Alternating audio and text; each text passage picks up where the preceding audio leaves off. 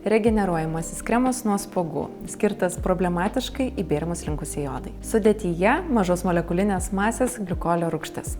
Gliukolio rūgštis giliai skverbiasi į odą, taip veikiamas priešuždegimiškai ir mažindamas bėrimų skaičių. Gliukolio rūgštis pasižymė odą regeneruojančiamis savybėmis. Tai lygina odos reljefą ir mažina po aknės likusių randų skaičių. Stambios molekulinės masės fitino rūgštis pasižymė labai stipriu priešuždegiminiu poveikiu.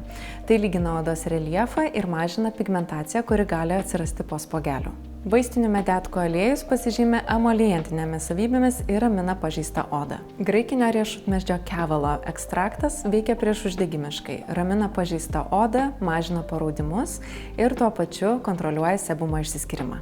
Skaistinantį poveikį turintis vitaminas C lygina odos spalvą. Taip sulygina dėmeles likusias po spuogų ir užtikrina odos skaistumą. Rekomenduojame šią priemonę tepti ant švarios veido odos 1 ar 2 kartus per dieną.